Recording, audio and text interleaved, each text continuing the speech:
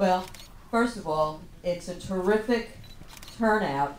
If anybody has an empty seat next to them that isn't being used, raise your hand so that people who might want to get a seat can avail themselves of it if there are any empty seats out there.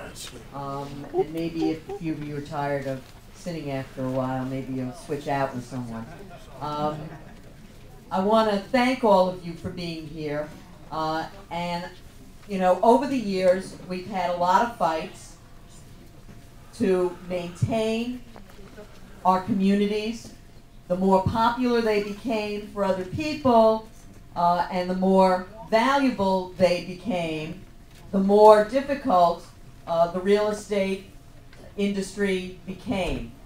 And so we found ourselves fighting. You're not allowed to really raise the issue of primary residency except during the period when you're getting your lease renewed.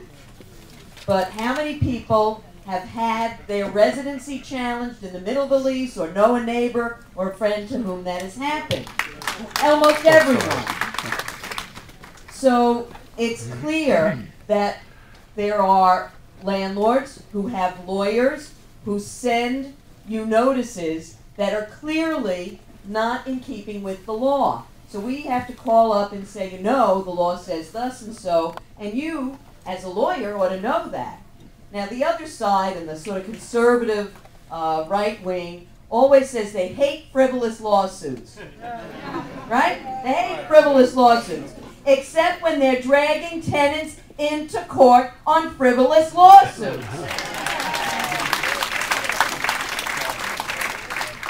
Well, we've made an attempt in my office to reach out to former Attorney General Cuomo, now Governor, and to other branches of the judiciary to say, isn't there some code that's being violated by having an attorney knowingly ask people or challenge people when it is not actually correct? Now, I know the police are allowed to lie to you. We know that from Law and Order.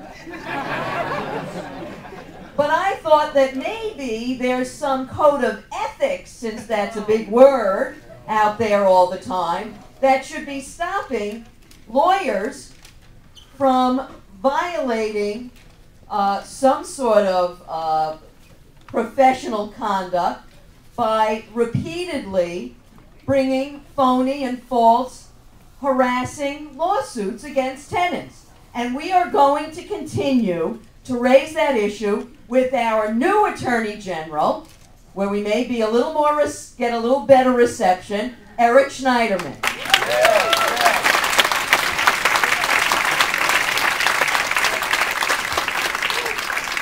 Because whether or not, or when we're successful in this fight, we're going to keep having this battle. So we don't always want to play defense, folks, because we're talking all of the sports analogies.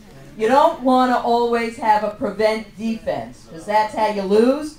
We want to go out there and give them something to worry about. We're going to fight them on their frivolous lawsuits where they live and breathe.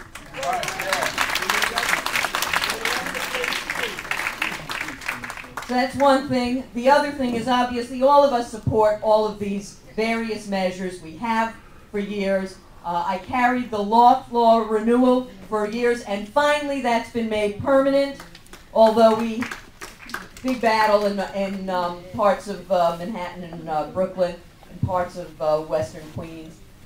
But they're now messing around with us on definitions. That, you know, there's 82 ways to kill you, you know. So now they're doing like, well, maybe this is a hazardous condition, so maybe the tenants can't be protected. We're going to fight that too. But I will say to you that we have to expand the number of people and the kinds of people who are helping us and fighting with us. There are allies out there. There are plenty of people who, like myself, were former residents of rent-stabilized units who are in co-op buildings, but we're progressives. And there are people who are in church organizations and synagogues.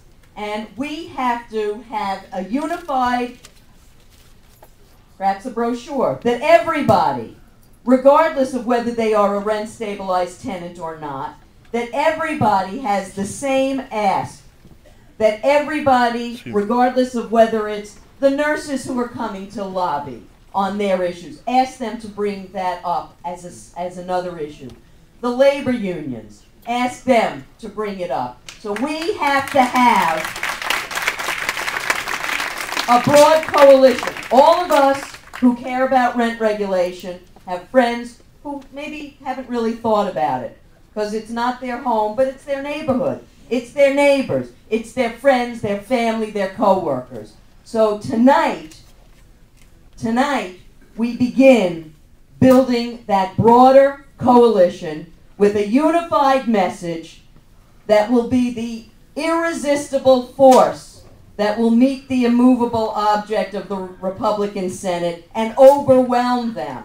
Overwhelm them. And we're going to look for allies outside of the city of New York because we can't do it alone. Thank you very much.